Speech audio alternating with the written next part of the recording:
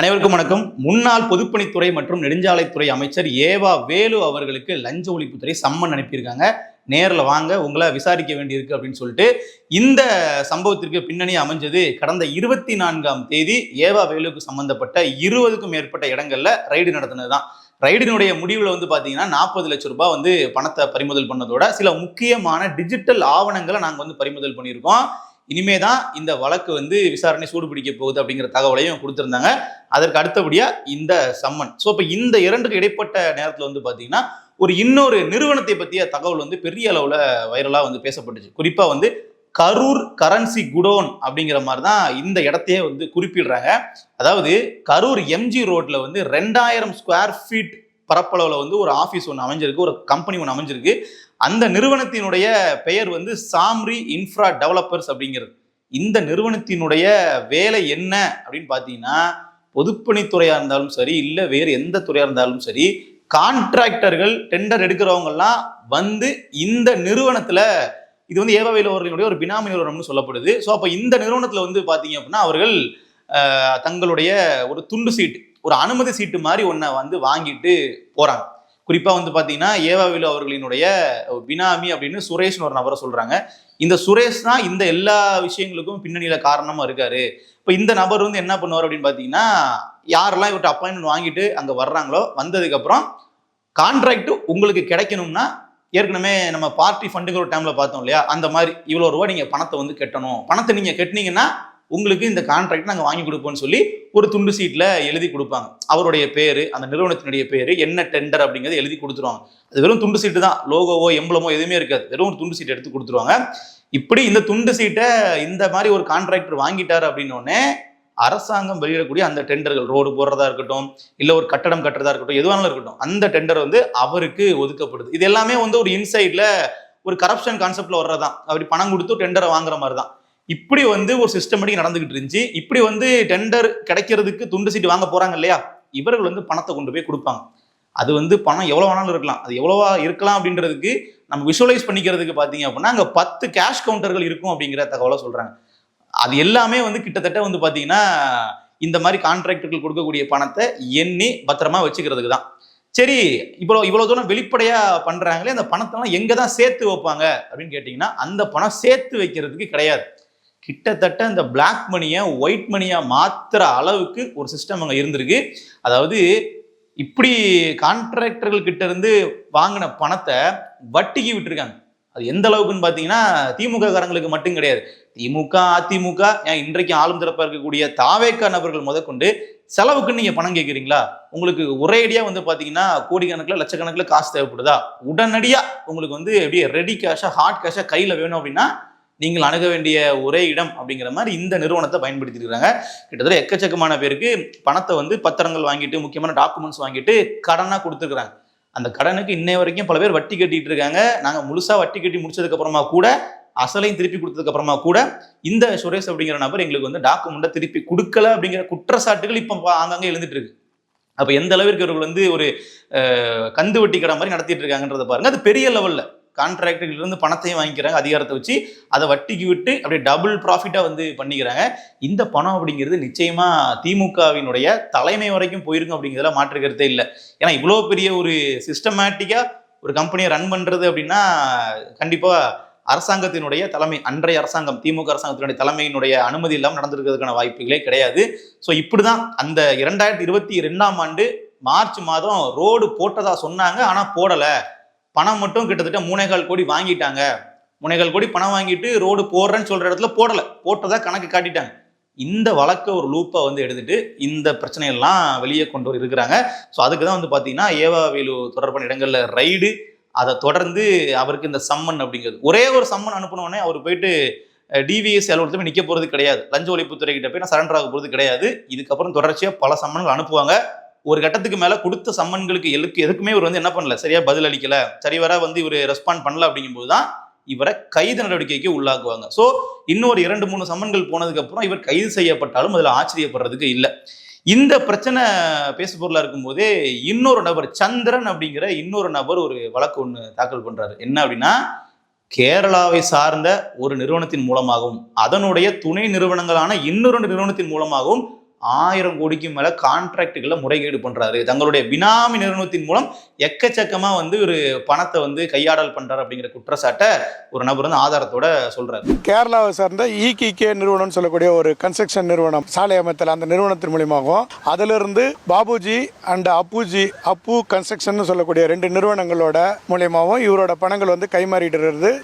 அது அந்த கன்ஸ்ட்ரக்ஷன் யாருதுன்னு பார்த்தீங்கன்னா முன்னாள் பொதுப்பணித்துறை அமைச்சரோட PA-வான கஜேந்திரன் அவர் மகன்களோட கன்ஸ்ட்ரக்ஷன் ஆகும். இந்த 3 நிறுவனங்களில் இந்த ரெய்டு நடைபெற்றால் உண்மை நிலவரங்களும் மேலும் பல 100 கோடி கணக்கான கருப்பு பணங்களும் வெளியே வரதுக்கான, மக்களோட பணம் வெளியே வரதுக்கான வாய்ப்பு இருக்கும். ஸோ இப்படியாக பல பினாமி நிறுவனங்கள், பல பினாமிகள், இவர்களை வச்சு ஒரு பெரிய நெட்வொர்க்கே வந்து பார்த்தீங்கன்னா ஏவாவேலு பண்ணிட்டு இருந்திருக்காரு அப்படிங்கிறது நமக்கு தெளிவாக புரிய வருது.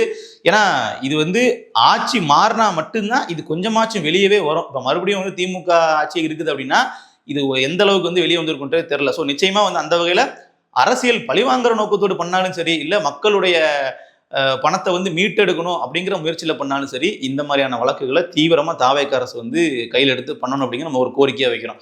இன்னொன்று வந்து பார்த்தீங்கன்னா, அடுத்து தாவேக MLA-க்களே வந்து விலைக்கு வாங்கக்கூடிய ஒரு வழக்கு ரொம்பவே வந்து அதிர்ச்சியாக இருந்துச்சு. ஏன்னா தாவேகாவை நோக்கி தான் வந்து அதிமுக MLA-க்கள் படையெடுத்து போய்கிட்டு இருந்தாங்க. இப்போ நேற்றைய தினம் வந்து பார்த்தீங்கன்னா கிட்டத்தட்ட கணக்குப்படி 47 MLA-க்கள் 6 MLA-க்கள் ADMK-லேருந்து அவுட்டு, 41 தான் இப்போ இருக்கிறாங்க.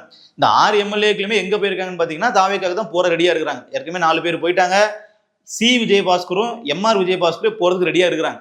ஸோ இப்படிப்பட்ட ஒரு சூழல்ல யார் இப்போ தாவேக MLA-வே விலைக்கு வாங்குறதுக்கு முயற்சி பண்ணதுன்னு பார்த்தீங்கன்னா திமுக. அதுக்கு உதவி பண்ணது யாருன்னு பார்த்தீங்கன்னா 2024 நாடாளுமன்ற தேர்தலில் அண்ணாமலை தாங்க ஜெயிப்பாரு, நீங்க எழுதி வச்சுக்கோங்க அப்படின்னு சவால் விட்டு அண்ணாமலைக்கு ஆதரவாக பேசிக்கிட்டு இருந்த IPDS திருநாவுக்கரசு அவர்கள். இந்த திருநாவுக்கரசு அவர்கள் தான் ஊத்தங்கரை தொகுதியினுடைய தாவேக MLA இளையராஜா அவர்கள்ட்ட போயிட்டு டீல் பேசியிருக்காரு.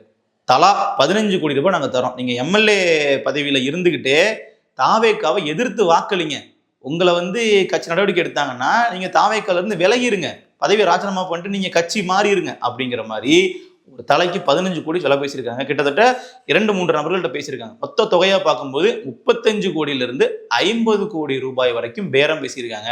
இப்படி பேரம் பேசினதுல வந்து கைது செய்யப்பட்ட ஒரு IPDS திருநாவுக்கரசு மட்டும்தான் முதல்ல ஒரு தாவேக MLA போயிட்டு புகார் கொடுக்குறாரு, இந்த மாதிரி எனக்கு பேரம் பேசுறாங்க, கைது பண்ணுங்கன்னு. உடனே வந்து அவரை கைது பண்ணிடுறாங்க. அவர் என்ன பண்ணாருன்னு பார்த்தீங்கன்னா, யுவர் ஆனர், நான் மட்டும் வந்து பேரம் பேசல, எனக்கு 2 பேர் வந்து பின்னாடி இருந்து பேக்கப் பண்றாங்க, அவங்க யாருன்னு சொல்லி செந்தில் பாலாஜிக்கு தொடர்புடைய, செந்தில் பாலாஜிக்கு நெருக்கமான நபர்களை கையை காட்டி விடுறாரு. அதன் அடிப்படையில் வந்து பாத்தீங்கன்னா மொத்தமா இப்போ திருநாவுக்கரசு அவர்கள் போகவே ஒரு 5 பேரை வந்து கைது பண்ணியிருக்கிறாங்க. அதுல முக்கியமான நபர்களாக 2 பேர் இருக்கிறாங்க. ஒருத்தர் பேரு கார்த்திக், இன்னொருத்தர் பேர் ரமேஷ். இவர்கள் 2 பேருமே வந்து காவல்துறை கைது பண்ணியிருக்காங்க.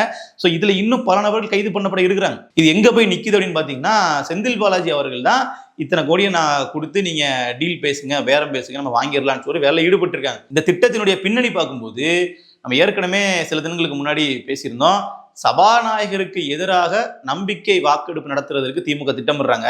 அப்படி நடத்துறதுக்கு ஒரு மிகப்பெரிய MLA-களின் ஆதரவு தேவை. அப்போ அதற்காக தாவேகால இருந்து சில MLA-க்களை உருவிட்டோம் அப்படின்னா சபாநாயகர் மீது நம்பிக்கை இல்லா தீர்மானம் நிறைவேற்றி நம்ம ஆட்சியை கவிழ்க்கிறதுக்கான வேலைகளில் ஈடுபடலாம் அப்படிங்கிற மாதிரிலாம் இது வந்து உதயநிதி போட்ட ஸ்கெட்சின்னு சொல்லி நம்ம பார்த்துருந்தோம். ஸோ அதற்கு செந்தில் பாலாஜி அவர்கள் தீவிரமாக வேலை பார்த்துருக்கிறாரு. அதுவும் தெரிய வந்துச்சு. இப்போ மாட்டிக்கிட்டாங்க. ஸோ இதில் செந்தில் பாலாஜி அவர்களை நெருங்குமா காவல்துறை தான் பொறுத்திருந்து பார்க்கணும். இதுல நமக்கு 2 விஷயம் இருக்கு. ஒண்ணு, நிச்சயமா வந்து பேரம் பேசக்கூடிய நபர்கள் கைது செய்யப்படணும், சட்டத்தின் முன்னாடி நிறுத்தப்படணும், அதெல்லாம் ஓகே. ஆனா இதை தாவேக அரசு வந்து பாத்தீங்கன்னா வெளிப்படையா பண்றாங்க. இன்னும் சொல்ல போனா முதலமைச்சர் விஜய் அவர்களே வந்து பாத்தீங்கன்னா மதிமுகவினுடைய தலைவர் வைகோ அவர்கள்கிட்ட போயிட்டு உங்க 2 MLA நீங்க ராஜினாமா பண்ண வைங்க, நானே வந்து பிரச்சாரம் பண்ணி ஜெயிக்க வைக்கிறேன் அப்படிங்கிற மாதிரி அவர் சொன்னதா வைகோ அவர்களே சொன்னார். அப்போ எந்த அளவுக்கு வந்து வெளிப்படையா தாவேக வந்து அதிமுகல இருந்து மதிமுகல இருந்தெல்லாம் வந்து ஆட்களை உள்ள எடுக்கிறாங்க, MLA-க்களை விலைக்கு வாங்க முயற்சி பண்றாங்கன்னு நமக்கு புரியுது. ஸோ தாவேகாவும் பண்றாங்க, தாவேகால இருந்து சில MLA-க்களை வந்து திமுகவும் எப்படியாச்சும் அபகரிக்கிறதுக்கு முயற்சி பண்றாங்க. இது 2மே வந்து தவறான ஒரு போக்கு தான். இப்போ தாவேகா வந்து தங்களுக்கு ஒரு பெரும்பான்மை இருக்கணும், நமக்கு வந்து பாத்தீங்கன்னா கிட்டத்தட்ட ஆட்சியை வந்து கவலாம நடத்தணும் அப்படின்னா அவர்களுக்கு இப்ப இருக்கிற MLA-க்கள் கவுண்டை விட விசில் சின்னத்திலேயே போட்டிட்டு வெற்றி பெறுறதுக்கு 12 MLA-க்கள் தேவைப்படுறாங்க. சொல்ல போனா ஒரு சபாநாயகரும் திருச்சி கிழக்கெல்லாம் மைனஸ் பண்ணி பார்த்தோம் அப்படின்னா கிட்டத்தட்ட 106ல இருந்து 118 வர்றதுக்கு 12 பேர் தேவைப்படுறாங்க. அப்ப அந்த ஒரு கணக்கு பண்ணி தான் பிற கட்சிகள் இருந்து MLA-க்களை தூக்குறாங்க. அதே மாதிரி தாவேக்கால இருந்து எம்எல்ஏக்கள் விலக்கி வாங்க முயற்சி பண்ணக்கூடிய நபர்களை உடனடியாக கைதும் பண்றாங்க. அப்ப நாங்க எடுத்துப்போம், நீங்க பாத்தீங்கன்னா எங்களை டச் பண்ணக்கூடாதுங்கிற மாதிரி இருக்கா நமக்கு புரியல. ஏன்னா நடவடிக்கை எடுக்கிறதா இருந்துச்சுன்னா ரெண்டு பக்கமும் எடுக்கணும். இப்ப நீங்க இன்னைக்கு திமுக பாத்தீங்கன்னா ஆளுநருக்கே ஒரு கடிதம் எழுதி மூவ் பண்றாங்க. இந்த மாதிரி தமிழகத்துல குதிரை பேரம் ஆட்சி நடக்கிறது அப்படிங்கிற மாதிரி. கிட்டத்தட்ட பாத்தீங்கன்னா இது குதிரை பேரமா அப்படின்னா உண்மைதான். ஏன்னா இப்ப ஆளும் தரப்பா இருக்கிறாங்க, அதிகாரம் இருக்குது. இப்ப இருக்கக்கூடிய சிட்டிங் எம்எல்ஏ கிட்ட போயிட்டு பேரம் பேசுறாங்க. நாங்க சொல்றது கேட்டு எங்க பக்கம் வந்துருங்க, நாங்க உங்களுக்கு தேவையானதை பண்ணி கொடுக்குறோம். இப்ப மரகதம் குமாரவேல் பாத்தீங்கன்னா கிட்டத்தட்ட நான் 30,000 பேரை ஒன்று சேர்த்து கட்சியில இணைகிறேன், தாவேக்கால இணைகிறேன்னு சொல்றாங்க அப்படின்னா அதுக்கெல்லாம் ரீசன் என்னவா இருக்கும்? கண்டிப்பா அவர்களுக்கு நாளைக்கு எம்எல்ஏ ஆக்கி அமைச்சர் பதவி கொடுத்து அழகு பார்க்க போறாங்க அப்படிங்கிறதுக்கான சிம்டம் தான். இப்போ சி விஜயபாஸ்கர், எம்ஆர் விஜயபாஸ்கர்லாம் பாத்தீங்கன்னா சிட்டிங் எம்எல்ஏ பொறுப்பை ராஜினாமா பண்ணிட்டு நாங்க தாவேக்கா வர்றோம் அப்படின்னு அறிவிக்கிறாங்க. ஒட்டுமொத்தமா அதிமுக ஒரு படைபலத்தோட நாங்க உள்ள வர போறோம்னு சொல்றாங்கன்னா இதுக்கெல்லாம் எதை எதிர்பார்த்து அவர்கள் வருவாங்க? கரூர் தொகுதி மக்கள், விராலிமலை தொகுதி மக்கள்லாம் அவர்களை தேர்ந்தெடுத்தது அப்படிங்கிறது நிச்சயமா தாவேக்காவினுடைய பொறுப்பாளர்கள் ஆகிறதுக்கு இல்லை. அவர்கள் இரட்டலை சின்னத்துல அதிமுக சார்பாக வெற்றி பெற்றிருப்பாங்க, நமக்கு ஏதாவது பண்ணுவாங்கன்னு தான். இப்ப இவர்கள் தங்களுடைய சுயலாபத்திற்காக போறாங்கன்னா அப்ப என்ன விஷயத்த தாவேக்கா அரசு கொடுத்து காம்பன்சேட் பண்ண போதுன்னு இருக்கு இல்லையா? ஸோ இந்த குதிரை பேரம் இந்த மாதிரி விஷயங்கள் பொறுத்தளவில் பாத்தீங்கன்னா யார் பண்ணாலுமே தவறு தான். அது திமுக தாவேக்காவுக்குலாம் சீனியர் சொல்லப்போனா இவர்கள் ரொம்ப மோசமாவே அதை பண்ணுவாங்க. ஏன்னா தாவேக்கா ஒரு தனிப்பெரும் கட்சியாக வெற்றி பெற்ற போது கூட அதை ஏத்துக்காம அதிமுக திமுக எல்லாம் சேர்ந்து ஆட்சியை பிடிக்கலாமா, இல்லை எப்படி தாவேக்கா ஆட்சி அமைக்காம தடுக்கலான்ற மாதிரி பல விஷயங்கள் பண்ணாங்க. மக்களுடைய தீர்ப்புக்கு மதிப்பு கொடுத்து நம்ம ஒதுங்கி நிற்போம் அப்படிங்கிற மாதிரிலாம் ஸ்டாலின் பெருந்தன்மையை அறிக்கை விட்டாலுமே திமுக இருக்கக்கூடிய உதயநிதி போன்ற மற்ற நபர்கள்லாம் அதுக்கு ஒத்துக்கல. ஈவன் ஸ்டாலினே அதை ஏத்துக்கிட்டாருங்க நமக்கு தெரியல, அவர் போட்ட ட்வீட் மூலமா சொல்றோம்.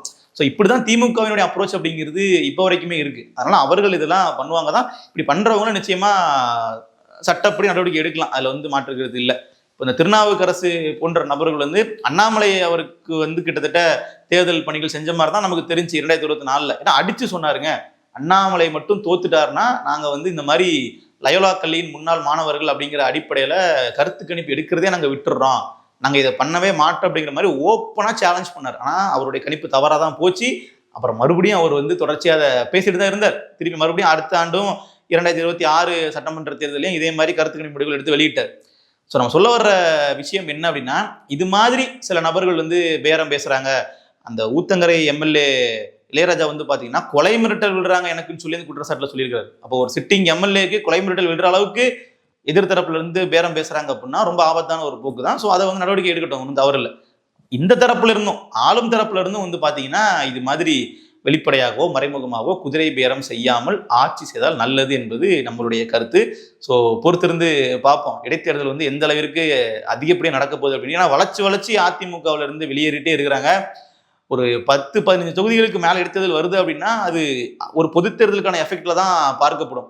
ஏன்னா டிடிவி தினகரன் அவர்கள் ஒரு 18 எம்எல்ஏக்கள் எடுத்துட்டு வெளியே வரும்போது அந்த இடைத்தேர்தல் முடிவுகள் எப்படி இருக்கும், அதிமுக ஆட்சி தக்க வச்சுக்குமா அப்படிங்கிறத பெரிய பேசு பொருளா இருந்துச்சு இல்லையா? ஸோ அந்த மாதிரி தான் இந்த இடத்துலையும் இருக்க போகுது. ஆளும் தரப்பு தங்களுடைய பலத்தை நிரூபிக்க எந்த எல்லைக்குனாலும் போவாங்க. எதிர்கட்சிகளோ தங்களுடைய கட்சியை காப்பாற்றி கொள்ள, தங்களுடைய இருப்பை தக்க வைத்துக் கொள்ள அவர்களும் எந்த எல்லைக்குனாலும் போவாங்க. ஸோ வரப்போற இடைத்தேர்தலில் நம்ம பொறுத்திருந்து பார்ப்போம் நடக்குதுன்னு. நன்றி.